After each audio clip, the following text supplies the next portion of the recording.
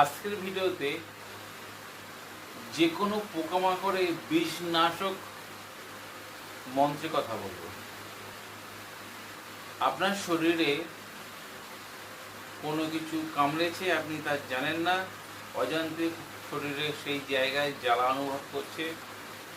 হতে পারে কোনো বিষ পিঁপড়ে বা কাঠ পিঁপড়ে, হতে পারে কোনো বিষাক্ত পোকামাকড় বা অন্য কোনো কিছু।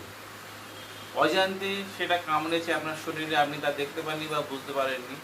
সেই বিষ নামানো বা বিষ নাশ করার একটা বিশেষ পরীক্ষিত মন্ত্র কথা বলবো।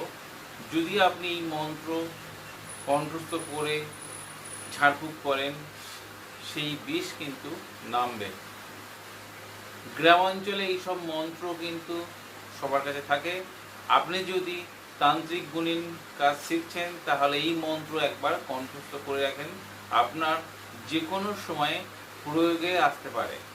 আপনি যদি তান্ত্রিক কবিরাজ শিখতে চাইছেন, ভালো গুরু পাচ্ছেন না, আমি বলবো আমার চ্যানেলের সঙ্গে যুক্ত থাকুন, আপনিও একদিন ভালো কবিরাজ বা গুণিন হতে পারবেন।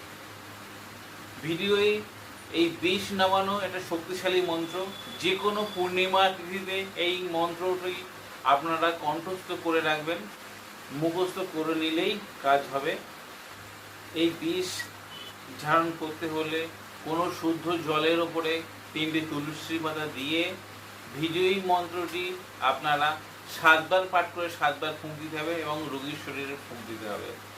আর যে জায়গায় কামড়েছে সেই জায়গায় আপনি এই জল ছিটা দেবেন বা একটুখানি বুলিয়ে দেবেন জল দিয়ে। এই ক্রিয়া করতে হবে 3 দিন। এর সঙ্গে বলবো আপনারা সঙ্গে সঙ্গে ডাক্তারের পরামর্শ নেবেন।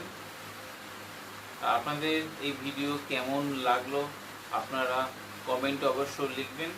আর আপনাদের যদি এই ভিডিওদের উপকারে আসে, আপনাদের বন্ধু বান্ধব বা সোশ্যাল মিডিয়ায় শেয়ার দিতে ভুলবেন না।